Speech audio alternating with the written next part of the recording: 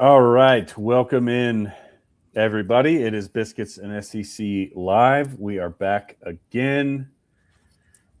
And this is our 73rd show. So appreciate y'all tuning in tonight, tuning in every Wednesday. We are the top rated podcast for people who love the SEC and biscuits. So, Number one. So if anybody asks you what podcast you're into, tell them you're into the podcast for people who love biscuits in the SEC, because that will be us. But thanks again for joining. We got a good show coming up for y'all with some talk about Trinidad Chambliss. We touched on that last week, of course, when his waiver was denied. Snip, snap, he's back. So we'll touch on that. A little bit of SEC hoops and baseball talk, and then we'll dive into Bossman's top 5 impact transfers. I did mine last week, so if you missed that show, of course, it's on our YouTube channel. You can find it there. So excited for the show. As always, sign up for the newsletter. We are cranking that thing out every Wednesday during the off season to keep you up to date with the latest and greatest from around the SEC, around college sports, and everything that's going on. So it's free. And you can always unsubscribe if you don't like it, but we get really, really good feedback on it. So would appreciate the subscription there. And of course, follow us on social, subscribe to our YouTube channel, all that stuff. It helps us. We're trying to grow, and it's the off season. So we're really trying to grow, and we're doing a show every single week to show up for the people. So without further ado, Bossman, how you doing tonight? Doing good. Can't complain. Excited to be on here, talking a little bit about transfers and talking a little bit about what's going on around the SEC. Always exciting to be on with you guys. So thank you all for joining us tonight. Should be a good show. Hope you guys were able to make Ash Wednesday service for those of you who partake. And going to be a good Lenten season. So looking forward to it. It's going to be a fun show. Should be a good show. I am actually, unfortunately, you know what? I'm giving up YouTube for Lent. So hopefully none of y'all are doing that because you won't be able to watch our show. But hardcore.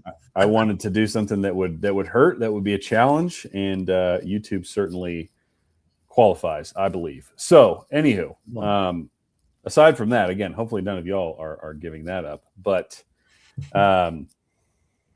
let's get into it. So we talked about this a little bit last week, as I mentioned, and of course we've been all over this in the newsletter. But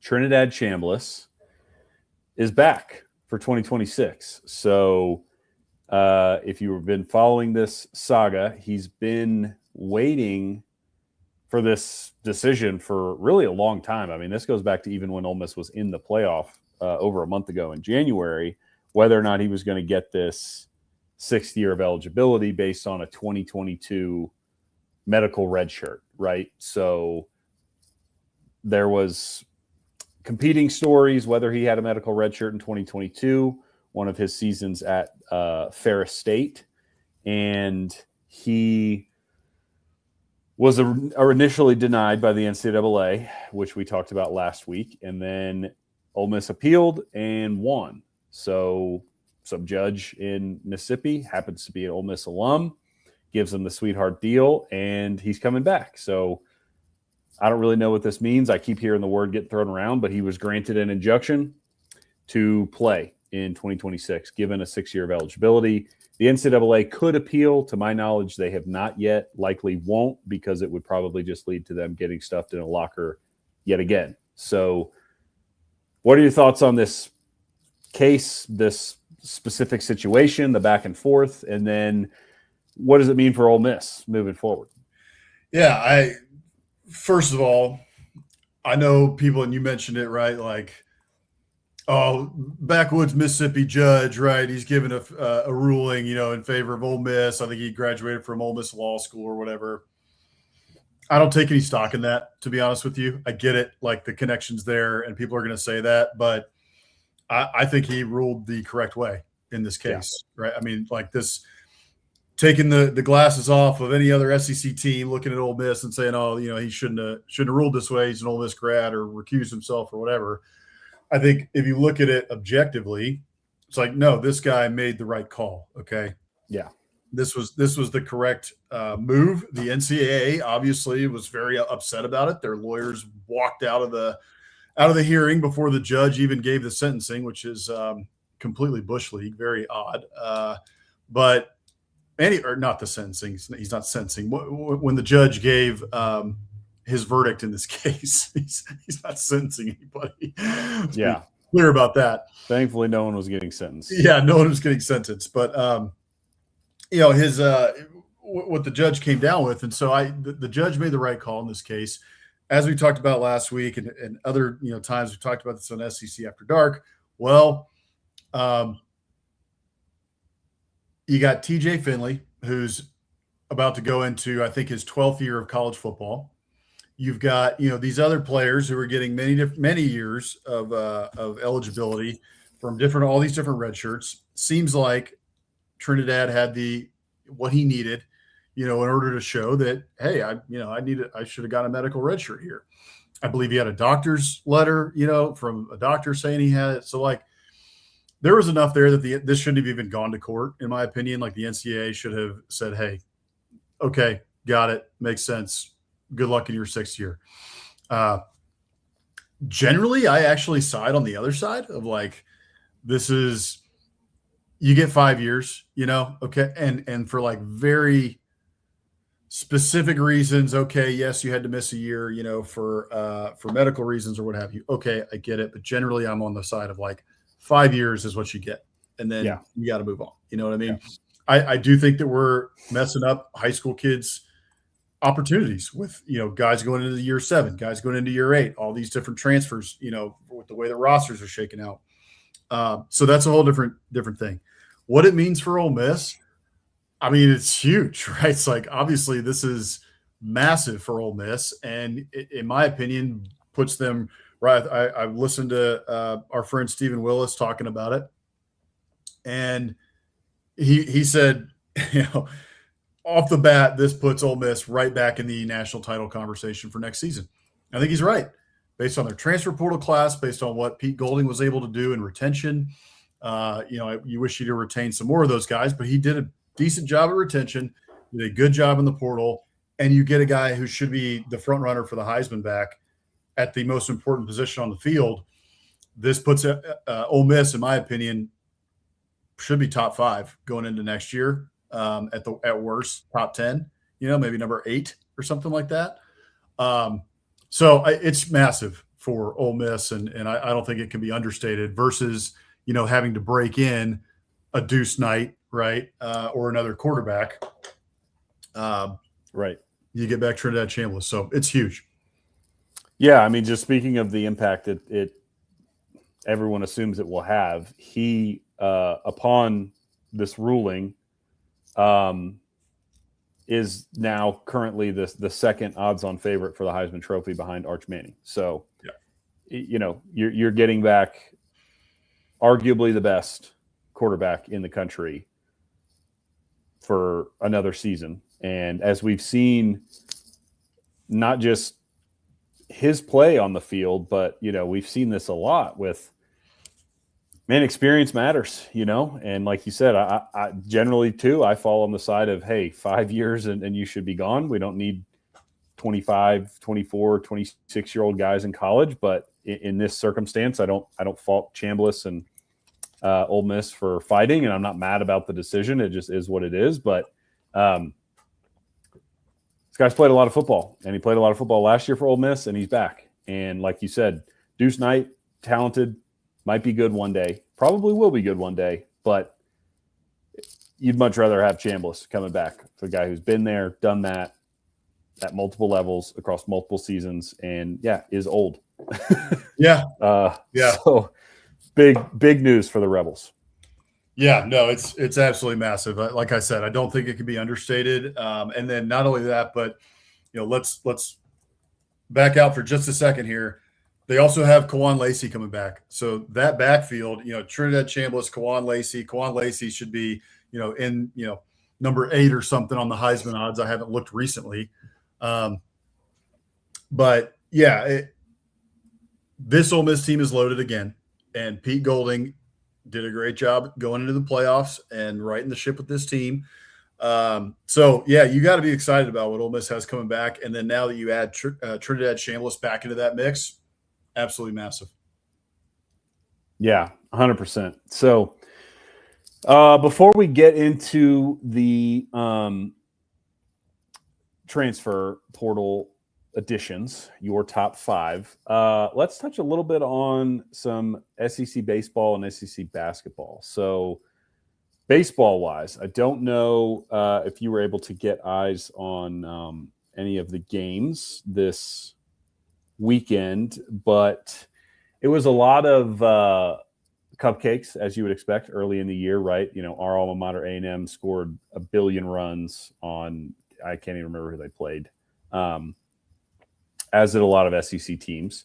But there was one, round robin, I guess, that I thought was worth mentioning here. Did you get to watch any of or see any of the clips from the, gosh, what is it called? The Shriners Children's College Baseball Showdown. Make sure you get it right. Otherwise, yeah, they're going to sue us for. Yeah, at Globe Life in Arlington. That consisted of, from the Big 12, you had Texas Tech, Oklahoma State, and TCU. Mm-hmm. And then the SEC sent Arkansas, Oklahoma, and Vandy. So there were some good games there. I don't know if you got your eyes on any of those. Unfortunately, I didn't. I was looking, I'm going to watch as much college baseball and SEC baseball as I can this season, which I'm looking forward to. I absolutely love it. But I wasn't able to watch much of the Shriners. The thing that stuck out to me about it, though, I saw a couple dingers, from Arkansas, I believe. And then I also saw, looking at the records out of, the first weekend and heading into, early week play and such. You had a lot of SEC teams looking good, coming out undefeated, right? There were some obvious ones. You were, okay, Missouri's 2-2 or whatever.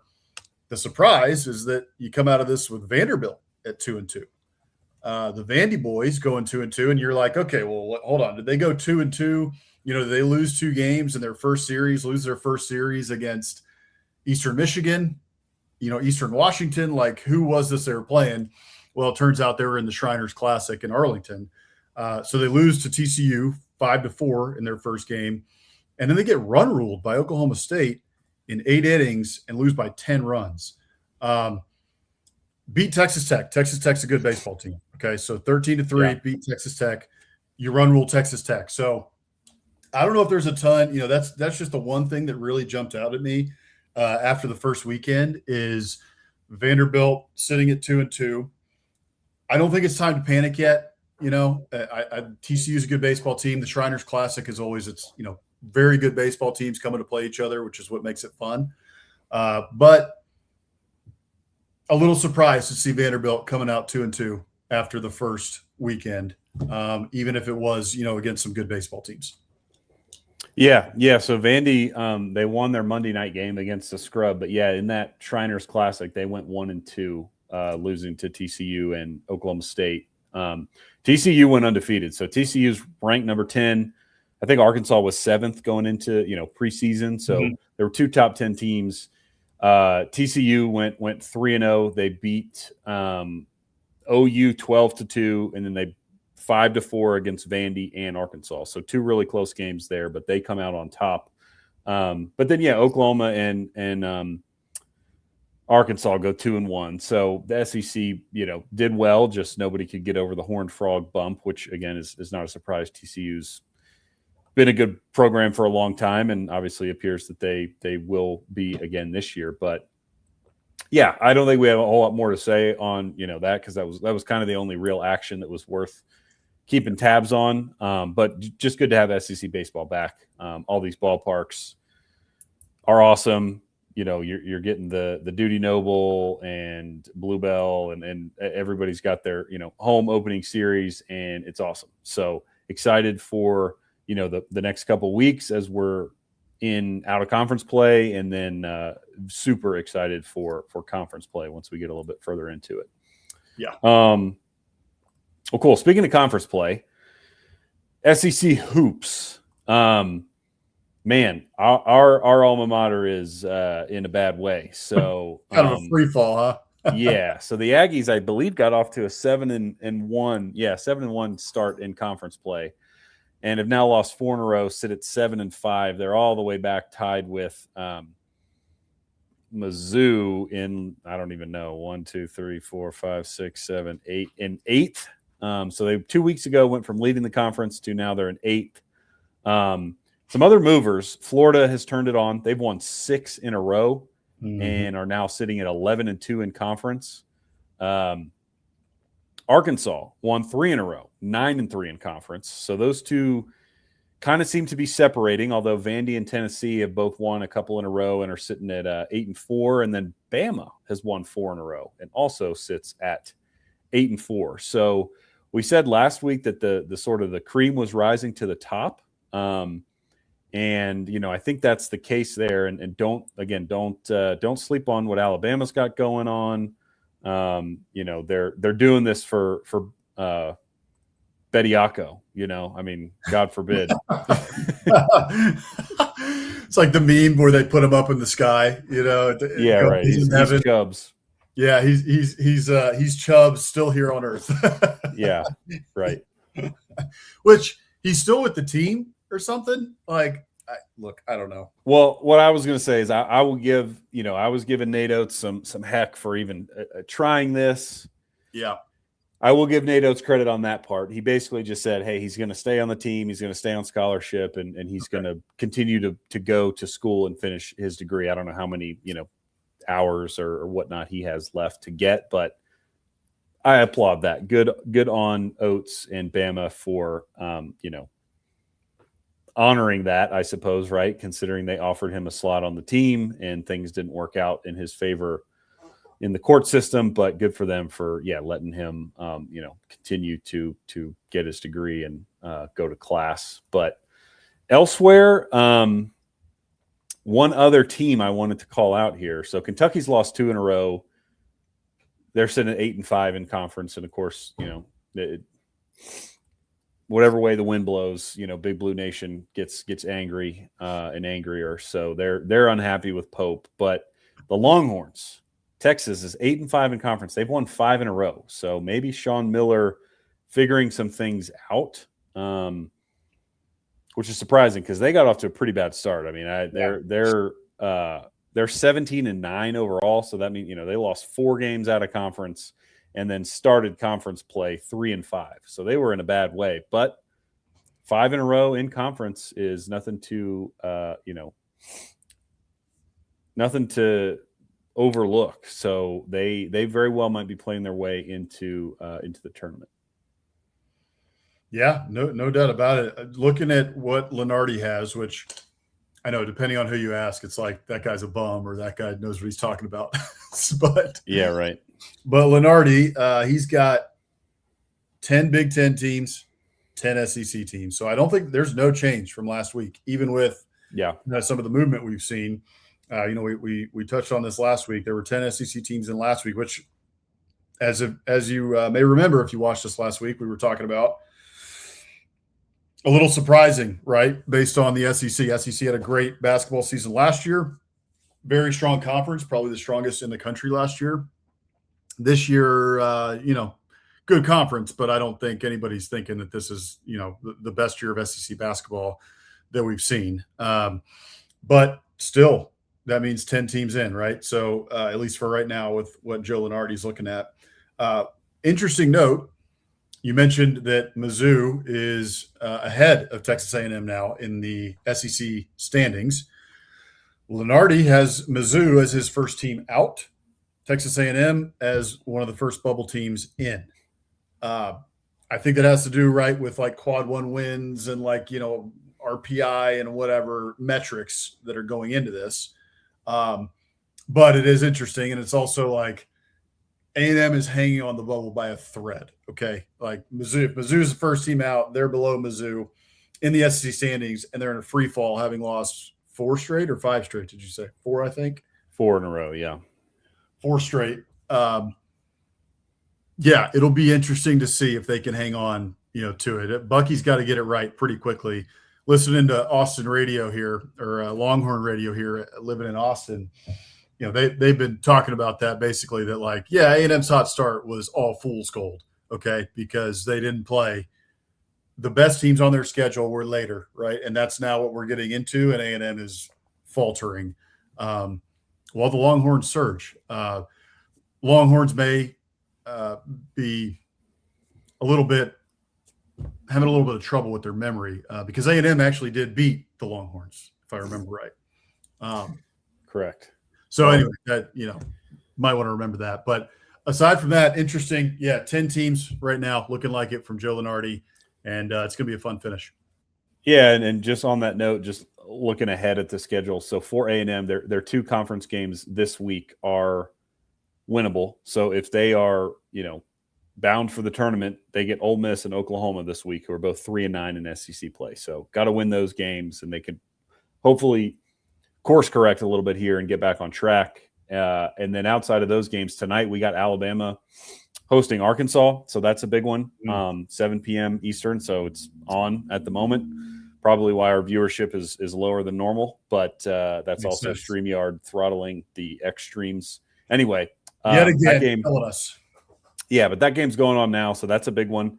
And then later tonight at 9 o'clock Eastern, Vandy goes to Mizzou, and then on Saturday, Tennessee goes to Vandy. So Vandy's got a couple pretty big ones this week. So some fun games, going on tonight and this weekend across the SEC on the hardwood.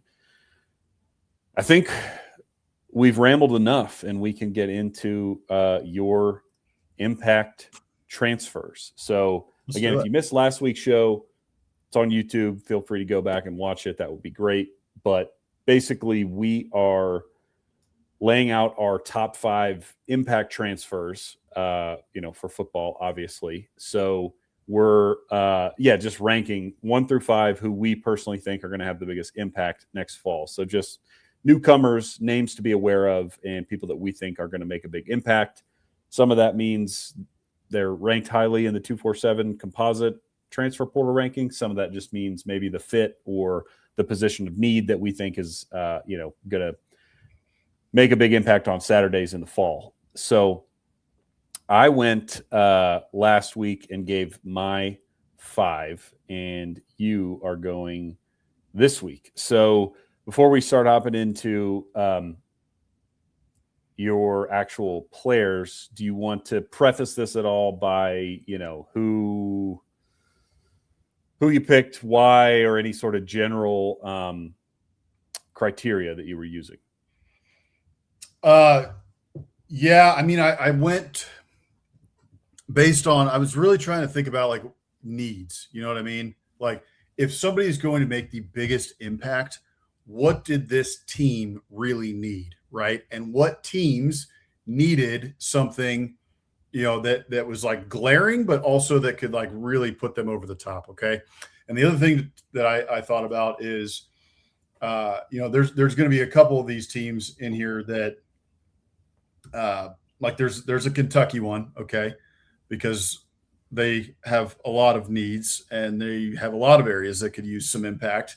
But it's also like a bunch of different position groups, because of the transfers they got, could end up helping them make a huge jump. Okay. Now, other piece of this too, as I was thinking about, was, all right, what are some of these teams that are, high up there in the rankings or what have you, or did very well in 2025? What position or what is the need that could put them over the top and make them get further in the college football playoff, or make the college football playoff, or, maybe win a national title or whatever. Right. So those are kind of along the lines that I was thinking when I made this list. Love it. Well, just real quick too, to intro this before anybody gets mad at Bossman for leaving so-and-so off their list. Here was mine last week. So he's not double dipping and taking any of these. So I had Jordan Seaton, the offensive tackle from Colorado, going to LSU. Cam Coleman, the wideout from Auburn, going to Texas. Isaiah Horton, wideout, going from Bama to A&M. Byron Brown, USF quarterback, now at Auburn. And then Lance Hurd, the Tennessee offensive tackle, who is now at Kentucky. So that's who I picked last week. Again, go check out the show if you want the explanations beyond that. But none of those guys are going to be on the list this week. So, yeah, don't get your panties in a wad if your guy isn't showing up on the list. But yeah, I think we should go ahead and kick it off. So go ahead and give us your number one. Okay. So I went a little differently than you. I don't think you meant to do this, but I don't know if you look back, including your honorable mention, Austin Simmons, all offense. It's all offense. I did not mean to do that, but yeah. So also one of my criteria was to put a couple defenders in there because there definitely will be some big time impact defensive transfers. And so one of those guys, this one is pretty obvious. I didn't want to go fully obvious on all these, right? Like I kind of wanted to dive a little bit under the radar as well. But this one's pretty obvious. But I think he also could potentially make a huge impact on this team because it is a position of need and something that this team has lacked a lot in recent years. Okay. So first one for me, Prince Will Umanmielen, LSU, heading there from Ole Miss. This kid had a pretty dadgum good year last year. All right. 44 tackles, 13 tackles for loss, 9 sacks, 13 QB hurries for Prince Will at Ole Miss. Big reason why they made it as far as they did in the college football playoff. He was the number 5 overall player in the transfer portal and the number 1 edge. So, why did I pick him number 1 overall? Well, LSU for years now, multiple years now, has had issues along the defensive line. They've had some big names, Mason Smith, right? Like some of these different guys have come through. There's been a lot of hype for some guys, but the truth is there really hasn't been that much production or to the level of production that you would expect, especially along the defensive line and really linebackers too, right? Harold Perkins, Whit Weeks has produced, there's been a couple guys that have produced, but from the front 7, the front line at LSU on the defensive side of the ball, really not what you would have expected out of the Tigers over the last couple of years. I'll give you an example. Okay. Sack rankings over the last 3 years in the SEC, LSU 10th, 7th, 7th. So that's 2025, 24, and 23, 10th, 7th, and 7th. That is not LSU football. Okay. LSU is coming downhill at you. LSU is in the top 5 in sacks. LSU is, all over the quarterback all night long, in your grill, hard-nosed football, right? Face mask to face mask, we are coming after you. And it hadn't been that way for the last couple of years under Brian Kelly. Blake Baker, I think, has been getting it better, right? The defense definitely much better this season than it had been, which is why Lane Kiffin retained him. But if LSU under Lane Kiffin on the defensive side of the ball is going to get back to being LSU, mean, nasty, don't care what you think about us, we're going to plant you in the ground type of football, they're going to need players like Prince Will Umanmielen. So that's why he was number 1 for me. Totally fair. And yeah, credit to you for putting a defensive player on there. Someone on this podcast still believes that defense wins championships. I clearly have abandoned that thought process. But yeah, I think he was 5th overall, like you said, in the portal rankings. He had a great year at Ole Miss last year. He's an immediate impact player. And you brought up too, the sort of lack thereof, really strong defensive line play. Just, a couple examples here that stand out. The 2 games that lost Brian Kelly his job, because I do think overall this year, especially the defensive line at LSU was much improved over 2023, 2024. And the defense overall was much improved, but Vanderbilt hung 31 on him. Pavia made their defensive line look terrible, and then A&M hung 49 on them back-to-back weeks. Marcel Reed and the Aggie run game made their defensive line, front 7, look awful. Again, not to say that, especially the A&M game, that one got real sideways, so not to say that, Prince Will is the type of player that's going to flip that game, but he's the type of guy that can actually make plays in those games. And again, That's what got Brian Kelly fired. So Yep. they're bolstering that, edge position and getting a guy who, look, if he puts up the exact same numbers he had this year at Ole Miss, he's, probably going to be a first-round pick. And, dude, you're getting 13 tackles for loss and 9 sacks in the SEC. That's a really, really good season. So that's agreed. Immediate impact for LSU in a position of need to hopefully continue their upward trajectory on the defensive side of the ball under Blake Baker going into year 3 now. Yeah. Okay. Number 2. I kind of cheated here a little bit, but I went with 2 players. Yeah, I like what you're doing. I'm not going to call a foul. Yeah, I won't call a foul. I saw the list and I thought, I get where you're coming from. I think it's a totally fair premise. Okay, good. Well, we're giving you a bonus player here, and then I'm going to give you a couple bonuses too. I got a couple honorable mentions, but we'll make those brief at the end here. So, all right, my number 2. The reason I have 2 players here at number 2 is because they're the same position. All right, Hollywood Smothers, Raleek Brown. Hollywood Smothers comes over from NC State. He originally started at Oklahoma, NC State for 2 years. And now he is headed to the University of Texas. Texas flipped him from Alabama, which, ouch, Alabama could have used Hollywood Smothers. Smothers, there's an S on the end of that. I will talk to our graphics team and make sure that they get that fixed on next week's show. But Raleek Brown, he comes over from ASU. Why could they be a 2-headed monster tandem that makes a massive impact at the University of Texas? Well, because UT lost 4 running backs to the transfer portal.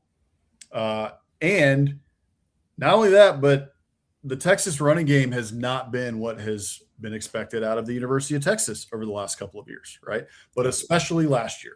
Now, I know they had a lot of injuries and it was a lot last year in terms of just churn and injury and blah, blah, blah, right? It goes on and on. So I understand that piece of it. I'm not saying that it was necessarily Sark's fault for what happened in the running game last year.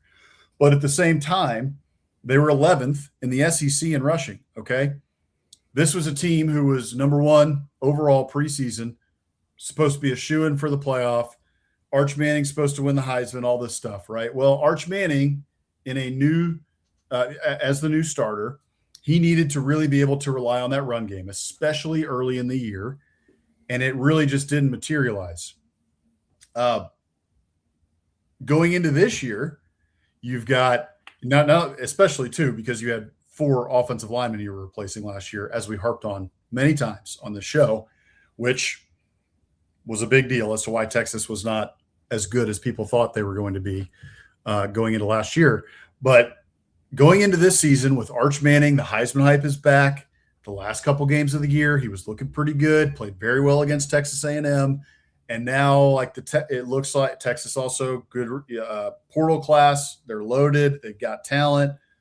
Maybe this is the year they can make a run. Okay, well, what did they really need? What do they really need in order to make a run? They need a good running game. And they got 2 guys who really might be able to make that happen. So Hollywood had, I think it was over 900 yards last year. I had it up here.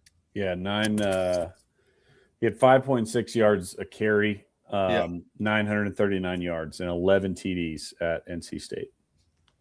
Yeah, so and he was highly sought after in the portal by multiple schools. As I said, Alabama had him, and then he flips to Texas, and Texas also gets Raleek Brown. So I think you have in Austin a 2-headed monster that could make a big impact at a position that Texas really needs some guys to step up and make a big impact if they are going to make a run at the college football playoff and the national title next year. Yeah, look, between the 2 of these guys, they're getting over Raleek Brown had over 100 or 1,100 yards rushing, 6.1 yards a carry, and Smothers 939. So they're getting 2,000 yards of production in Power 5 conferences just on the ground. Both of them had quite a bit of receptions too. I think Raleek Brown, 34 catches for 239 yards. So he's a threat in the passing game. Smothers, 189 yards receiving. So at least a somewhat of a threat. And I would, just to add on to this, not only did Texas need help at the running back position based on how last year went, but also, as you brought up, they lost everybody, which it's not like they lost them to the pros. Those guys just left. And it seemed like it was a plan. You had Contravion Wisner leave, who was 2-year starter. It felt like they were moving the chess pieces around to make a big play. And, from the rumor mill, they made plays on several guys that did not end up at Texas, like Kawan Lacey and Ball at Florida.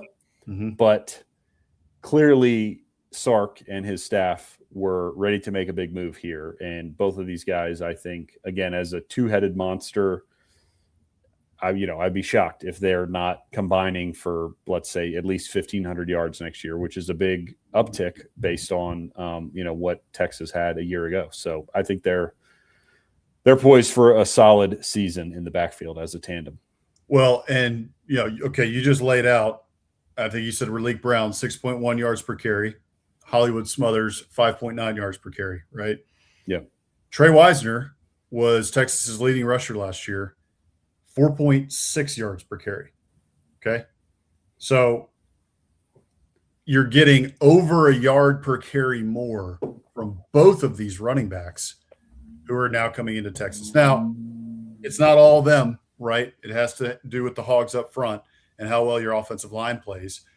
I haven't done my deep dive, so I don't know exactly how many guys Texas is losing along the offensive line or not yet. But I remember they were young last year, right? So they were breaking in. He did that to a lot of people, Mike. Talk to Parker Livingstone. You might want to make a call there, right? I mean, I think there was multiple position groups where they told him, you're not good enough to play here, and we're going to look elsewhere. And I don't even think that's necessarily wrong of Sark to do. At this point, I said this a while back, maybe 2 years ago or a year ago on the show. This is going to start happening. These players are now being paid. And so if you are not producing, or we do not believe after a year of watching you in practice and film and games and all that you are good enough to play here, essentially you're cut. Good luck. We'll go find somebody else in the portal. It's going to be the cold, hard truth, and it's going to increase and accelerate. And Texas isn't the only program that did that. I know we're Aggies here, and okay, we'll joke around about the horns every once in a while. But our maroon glasses off. That's going to happen more, and Texas was not the only program that was doing that this cycle. No. So the Hogs up front, though, to get back to my point, the offensive line, the Hogs up front, Texas was breaking that in last year. It started to look better as the year went on. You go into this year, you've got to be much more confident in what you have in your offensive line coming back with, first of all, protecting Arch Manning, and second of all, with what you just brought in through the portal at running back. You got to be confident if you're Texas. Yeah, agreed. No, I think, these two guys are one of many that Texas brought in that I would expect to have a pretty serious impact on the 2026 Longhorn season. So how about number 3? All right. Number 3 here is also pertains to the running game. All right. But it's not a running back. That is Nick Brooks, Alabama. Nick is coming over from the University of Texas, interior offensive lineman. He's a 4-star in the portal, and he comes to Tuscaloosa when the Crimson Tide are in big need of offensive linemen, and especially guys who can move some people in the run game so that they can find some semblance of a run game for the first time in like 2 years. Other than, quarterback run with Jalen Milroe, which none of that, a little bit from Ty Simpson this year, but not much. So it's kind of like LSU, right? Like LSU, we've seen, hey, they're supposed to be good along the offensive line. LSU's always supposed to have a good running game. The same can be said for Alabama. Alabama used to run downhill and just punch you in the mouth over and over and over again during the Nick Saban years. and it hadn't been that way for the last couple of years, but especially this past year. So getting an offensive lineman like Nick Brooks to come over from Alabama, I think it's going to be big. And not only that, right, but Alabama also lost Formby. I don't know if I can't remember his Formby, yeah. Formby to Texas A&M. Okay, so while their offensive line was not very good last year, they protected Ty Simpson fairly well till last couple games of the year, and he against Georgia, and he just got absolutely killed. But especially in the running game, they had trouble all season long, and that shouldn't be Alabama football. So. Kalen DeBoer rebuilding the offensive line, and Nick Brooks, I feel like we'll see, right? I don't we'll see. But he was a big get, a 4-star in the portal. Yeah, he was. And I think just to echo that, so he was a true freshman last year at Texas, started 3 games, I think played in 5, but started 3 SEC ball games. He's 6'7", 350. He's enormous. So this is a guy who, especially at the offensive line, either could really show up this year because he's got a year under his belt and it takes a little bit of time, or he could be one of those guys that sees a lot of playing time this year, but really comes into form in 27 or 28, right? Because again, it's very hit or miss on the offensive line when a guy is going to be ready.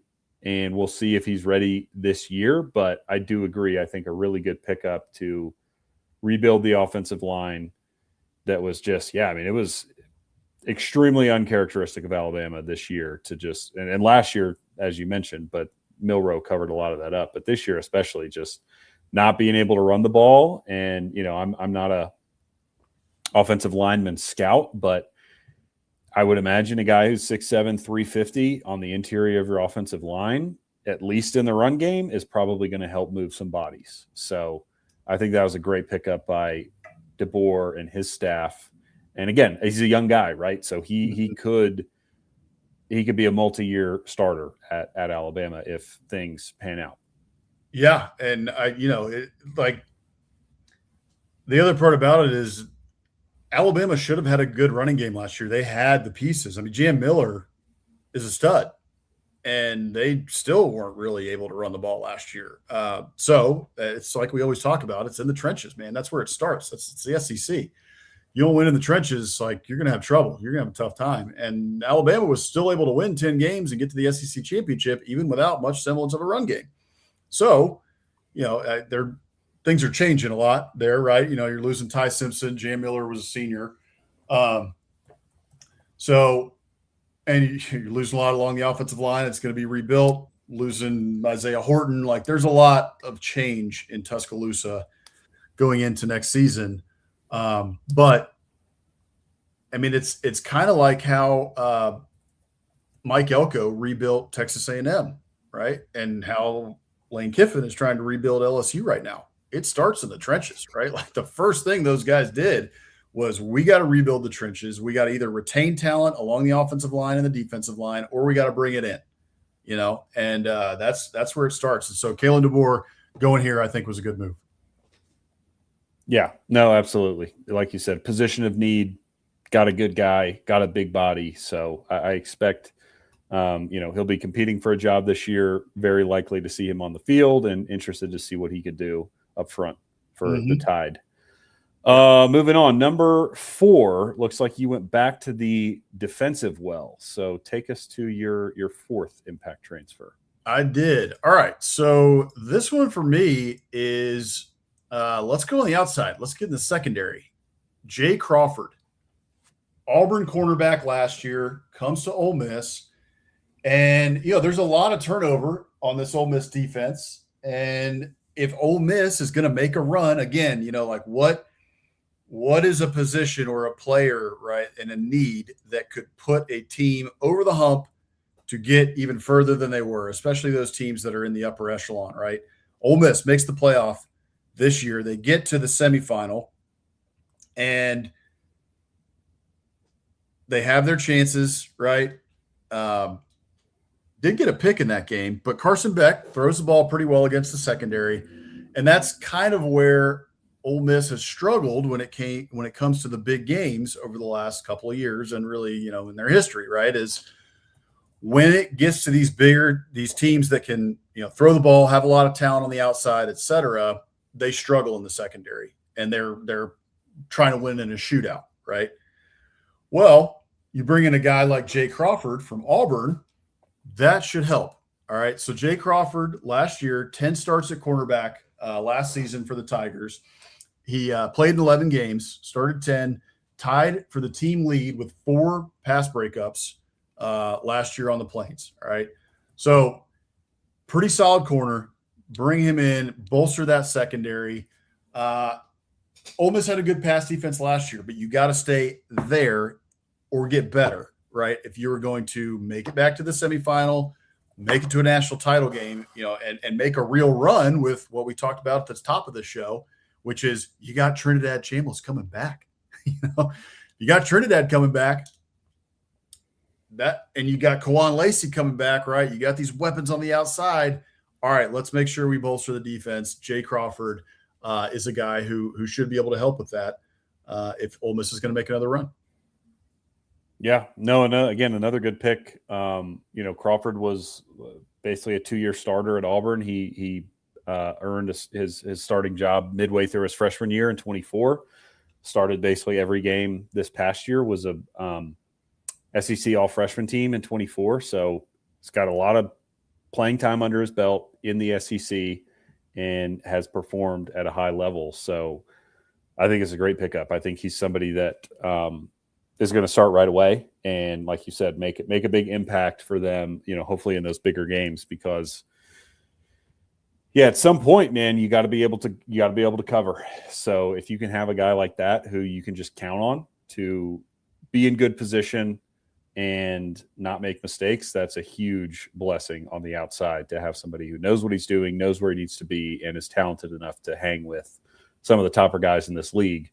Because there's a ton of them, right? Auburn, they're going to face off against a lot of guys that can really go at the wideout position and will be future pros. And Crawford is a guy that, again, has shown that he can hang in the SEC. So a great pickup from Golding and his staff there.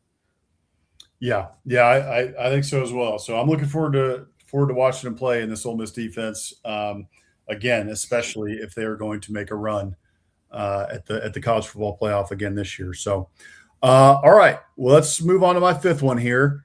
This was going to be fun. I'm looking forward to seeing this guy play. All right, so number 5, Trell Harris, wide receiver from the University of Virginia. He is headed to Oklahoma.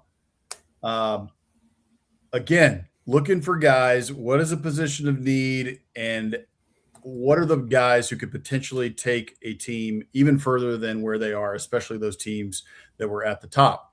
Well, Oklahoma makes the college football playoff, get to the first round. They lose a home game to Alabama.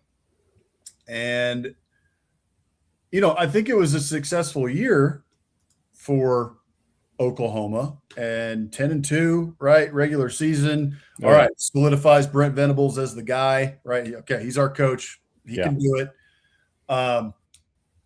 But kind of similar to how Texas A&M finished their 2024 when, all right, they were 7-0.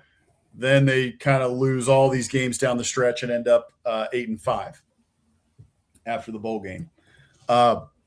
It wasn't as bad, right, of a drop-off, but for Oklahoma, because Oklahoma makes the playoff and they lose in the first round.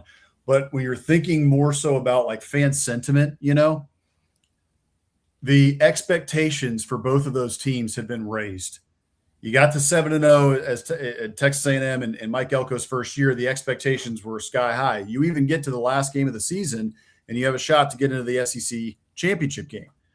If before the season you had told Texas A&M fans in 2024 that you were going to be 7-0, you were going to have a shot at the SEC title game in year 1 of Mike Elko, you may go 8-4, but that's what it's going to be. Like, what would you say? Preseason, Aggie fans would have said 100% massive success. But then when they watched how the season actually played out, even though they went 8-4 and had the chance at the SEC title game and all that, the end of the season, Aggie fans had a really sour taste in their mouth. They were like, Mike Elko's the guy. We like him. We think he did a good job. But the way that we collapsed at the end of 24, that wasn't how we really wanted to do that, right? If we're going to go 8-4, fine, but not that way.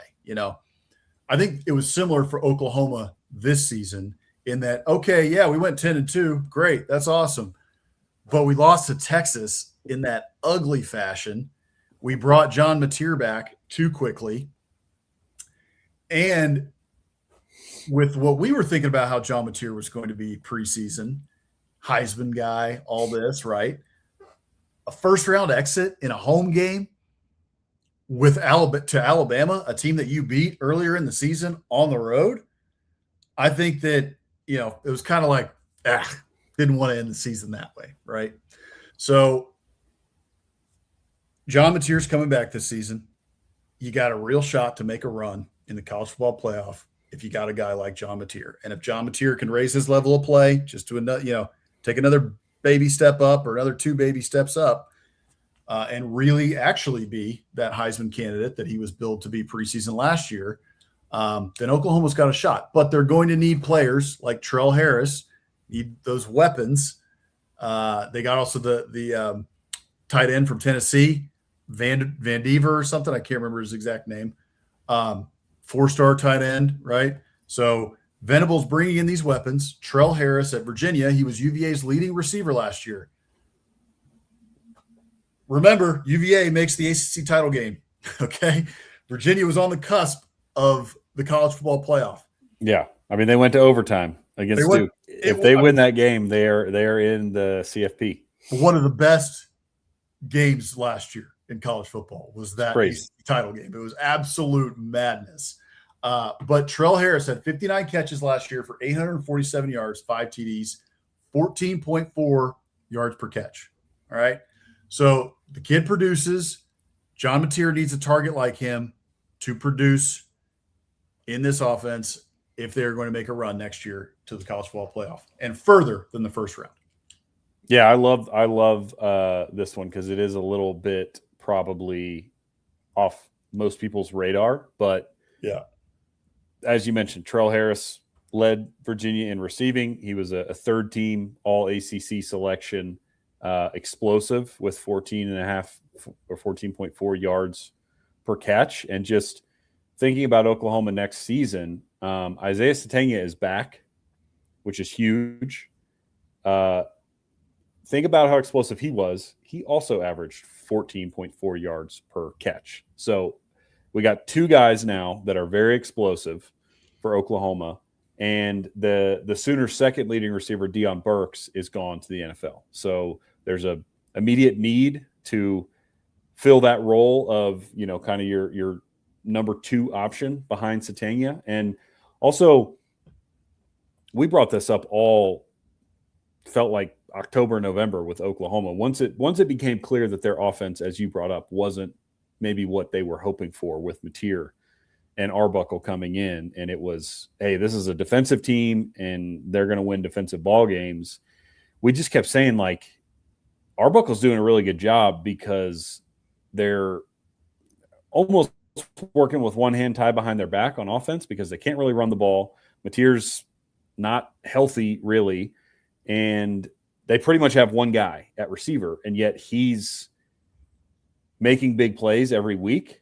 And so just giving somebody else, and not to, slander Deion Burks, he's a good receiver and had a decent year, but Trell Harris, I think, is a little more, of a threat to hopefully pull some pressure off of Sategna in that offense and just open things up a little bit. And then again, if they don't, right, if you want to blanket Sategna, then they finally have hopefully, a legitimate second option for Mateer. So yeah, if Mateer's healthy, they got 2 explosive guys on the outside who can really go. I think that's a good pickup for the Sooners. Yeah, and now it's going to be, okay, show me in the SEC. Look, I'm not going to bag on the ACC right now and like turn it into that, but The SEC is a step up in play. We all know it. Just go look at all the NFL draft every single year, right? SEC rules the draft. All the best players in college football play in the SEC, right? So now come show me and do it in the SEC. But with a guy like Isaiah Satania on the other side, should open it up a little bit, right? Yeah. Pick one. Right now I'm going to pick Isaiah Satania. So Trell Harris, show me. But he's got the stats to back it up from what he did at UVA. So I'm looking forward to seeing what he can do. Jack Van Dorselaer. I'm going to screw his name up every time. He's from South Lake Carroll. So he's a South Lake Carroll kid out of Texas. He's the one who went to Tennessee, tight end. He was a freshman last year. He transfers to Oklahoma. Didn't have a whole lot of production or anything last year, but he's a 4-star in the portal. He's 6'5", 236. So he's a massive target for John Mateer. So another guy to watch out for the Sooners. All right. I had 2 other honorable mentions that I'll just mention here real quick. We're going to be close to on time tonight's show. So pat us on the back for that. Close. That's right. Elijah Barnes, linebacker, was at Texas, transfers to Kentucky. One of those big pickups for Will Stein. Yeah. Stein on an absolute heater in the portal, kind of out of nowhere. Kind of a big surprise, and maybe the biggest surprise of this portal cycle was what Will Stein was able to do in Lexington. But one of the guys he brings in, Elijah Barnes, 4-star linebacker out of the portal, freshman last year at Texas, 4-star as a recruit, didn't produce a whole lot at Texas, but again, lots of talent, high ceiling. We'll see what he can do in Lexington. Number 3 linebacker in the 2025 class. So that's an interesting one to watch. And then this one, my honorable mention, David Alano, kicker from Illinois, transferring to Texas A&M, because for the love of God, can Texas A&M find a freaking kicker? Because last year I think I lost 3 to 5 years off of my life watching the kickers for Texas A&M last season. That was Randy Bond, who had a great year in 2024. He got the yips or something. I don't know what happened. Jared Zirkle from Georgia did not work out. So it was the special teams and the kicking game for Texas A&M last year was atrocious.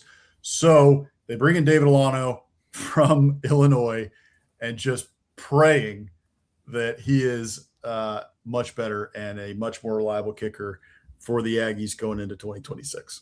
Yeah, that may be slightly a homer pick, but I second what you're saying because of just what a complete roller coaster the 2025 A&M kicking game was. And we've been saying, I guess probably since midseason, when it actually felt like A&M was legitimately good and had a real chance to do something, the back of our head was just, well, we can't kick. We have no consistency in the kicking game. We're going back and forth between these two guys, neither of which are performing well.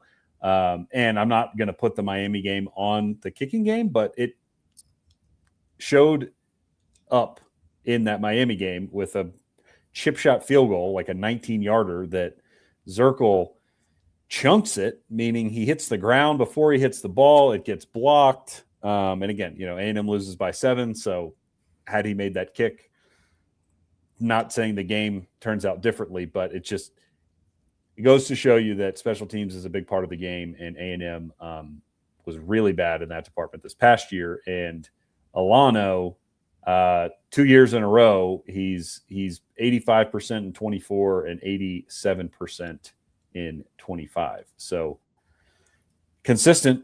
And, if you're making 20, he was 23 or 20 out of 23 a year ago. So if we could get that at A&M, that would be phenomenal. I forget which game. I might can look it up here, but somebody might can help us in the comments. He won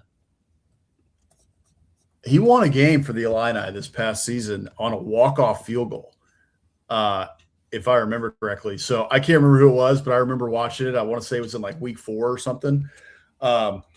So anyway, A&M needs a guy who's clutch, and they need a guy who's consistent. 87%, heck yeah, we'll take it. You know what I mean? After this past season, so Yeah, that was definitely a homer pick. Well, again, just for comparison's sake, as I said, Alano 2025 was 20 of 23. A&M with Randy Bond and Zirkle combined was 16 for 26. So 61% for A&M compared to 87% for Alano. So that's a big delta there. That's also not like we're talking about Mike Elko was trotting them out there for 49-yard plus field goals. Okay. Like they missed 10 field goals, and a lot of those were very makeable field goals, like should have been made. And if you're a good kicker, you should be doing what Alano did, right? Like you should be making 20 out of 23 if you're worth your salt. And so, yeah, missing 10 field goals is absolutely inexcusable, especially for a team like A&M. And it really did come back to bite them in that Miami game. And we were worried about that during the season. Like the special teams, but especially the kicking game, the special teams overall was terrible, aside from KC Concepcion. Yep. In the kick return and the punt return game, right? But the kicking game, if you don't have a good kicking game, yeah, it will come back to bite you, and it really did when it came to A&M. But yeah, so that was my final one. That's my honorable mention. That is my top 5, or technically 8 transfers that I gave you guys tonight. Good stuff. Good stuff. No, I think we'll have to revisit these maybe come fall camp and just give a refresher out there for what we were thinking. But excited to read about these guys in spring, see how they're coming along. And then, we'll look forward to seeing them obviously next year on Saturdays. So we are basically right on time. We got our final 2 segments, so we got a little bit of free football for you, but we'll get out of here shortly and let you all get back to the Arkansas Bama game, as our friend Rick is tuning into, and I don't blame him because that's a big game. But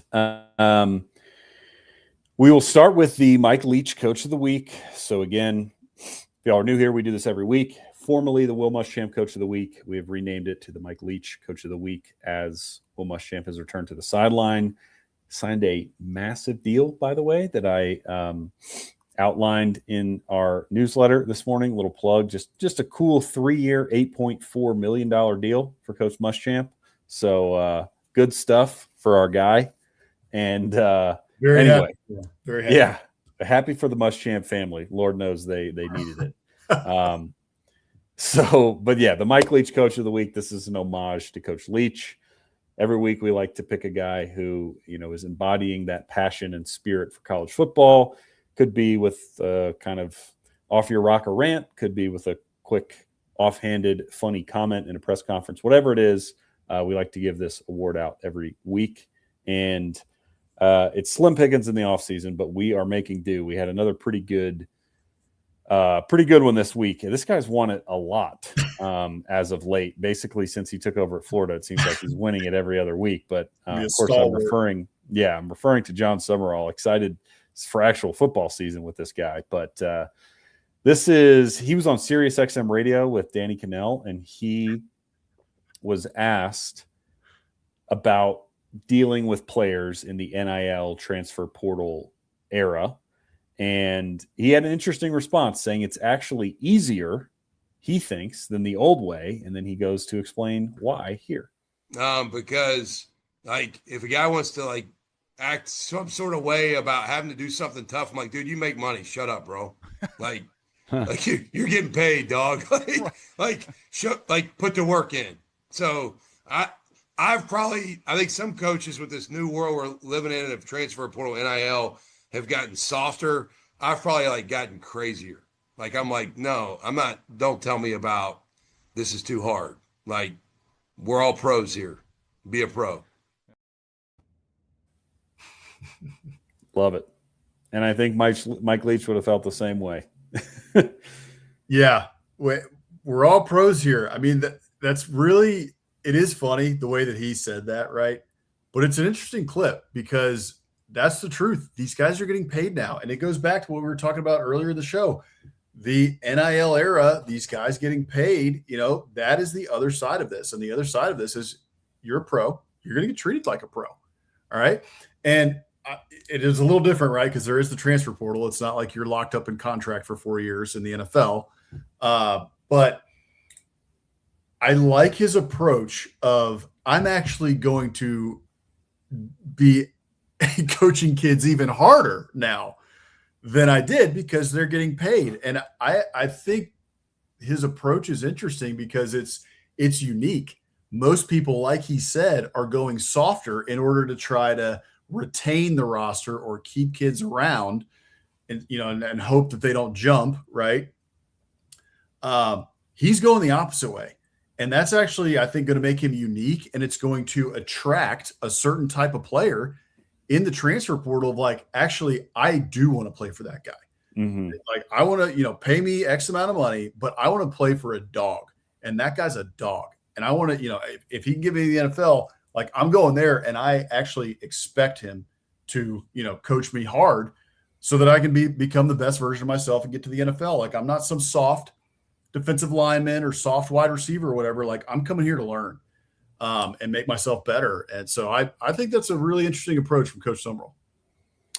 I do too. And I think it's a good one. Like you said, it's sort of a, kind of weed out the guys that are maybe not there for all the right reasons, right? Just, hey man, be a pro. And if you're not going to be a pro, I don't have time for you because you're getting paid. And like I said, we're pros here, and I'm going to coach you hard. And if you don't like that, you can go somewhere else because I want kids that want to be coached hard. I mean, this goes back to like one of the first things that he did. I mean, I think that we're just like really starting to see, all this from John Summerall, but this goes back to one of the first things he did as the coach at the University of Florida, which was he had to talk to the quarterback, DJ Lagway. Is he going to stay or is he going to go? And like, is he going to be my guy or is he not? And based on what trickled out about those conversations, I think what he just said in that clip is basically what he told Lagway, right? Like, I'm not going to be soft on you, dude. And the job isn't yours. Like, you can earn the job, but you are getting paid a lot of money. We're not handing anything to you on a silver platter. You got to earn it. Yeah. And Lagway said, bye. Right. Yeah. So like you said, it weeds them out. This isn't going to be for everybody. I'm not for everybody, but this is how we're going to do things at the University of Florida. Get on the train, sit on the pot or get off. Yeah. And I mean, let's look back here at the most recent successful coaches, right? Kirby, Ryan Day, Jim Harbaugh, Signetti. Yeah. All those dudes. Hard-nosed. They're hard-nosed. They're not buddy players coaches. Not to say, hey, they're for every Pete Carroll, there's, or for every Kirby Smart, there's a Pete Carroll. Everybody's got their own style, but it seems like that tactic works. If you do it right. Obviously there's a whole lot more that goes into it than just your mentality, but it's a good mentality to have, I think. And if I was a Florida fan, I'd be pumped. Agreed. That's a good one. All right. Well, we'll close out our show with the biscuit of the week. Once again, we do this every week to close the show where we highlight a biscuit because we're Biscuits in SEC. We're the number one podcast for fans of SEC football that also love biscuits. And of course, we love biscuits here, and we like to feature them every week. So we love, Southern culture, Southern cuisine. If you have a biscuit, be it homemade or some restaurant you've been to recently and you want to be featured, drop us a line. You can DM us on all our social media or shoot us an email, contact@biscuitsinsec.com, and we'll be happy to feature you. This week is a homegrown one. So this is another entry from me from a couple weeks ago where my wife and I went out to Breadfellow, which is just a little coffee shop breakfast restaurant in Fort Collins, and got the biscuits with sausage gravy and an over easy egg on top. This is actually the same ownership group that owns Bindle, which has often been featured with their biscuits. So I say that so that y'all know the biscuits are good, and I will also vouch for the sausage gravy is phenomenal on top of these biscuits. So you're ever in my neck of the woods, presently in Fort Collins, the biscuits and gravy from Breadfellow are spectacular. Yeah, I mean, that looks pretty dadgum good to me. So next time I come see you guys out in Fort Collins, I think we might just do a biscuit tour. We'll go to Bindle, and then we'll head to Breadfellow, and maybe I'll just stay for a week and get all fat and happy, fat and sassy, like that old lady says in that one meme. But gosh, yeah, that looks fantastic. By the way, if you guys want more like coffee and biscuits content and follow along on some of these different places that Hammer goes to, he and his wife. His wife just started a new Instagram page. True. That she is just kind of lifestyle content. Women, I think, would love following it. I think men would too. If you would like to check out some of the places they're going. At Jennifer Annie, Anniee. Jennifer Annie, Anniee. So be sure to go and check out her page and give her a like and give her a follow. She's doing some good stuff over there. Thank you. Absolutely. Yeah. She's, trying to get into the social media game. So aren't we all, as we broadcast this on multiple different social media platforms, but that will do it. We gave you a little bit of extra football tonight, but thanks again for tuning in. One last shameless plug, sign up for the newsletter. It's free, comes out every Wednesday, and we're keeping you abreast of all the latest from the SEC and beyond. But yeah, thanks again for tuning in. We'll be back next Wednesday. Appreciate y'all hanging out with us on Wednesday nights, even through the dark, cold off season. But the season will be here before we know it. We just gotta, 1 week at a time, right? 1 day at a time, and we'll be back. But yeah, thank y'all for tuning in. For Bossman, I'm Hammer. We will see y'all next week. Appreciate y'all. Adios.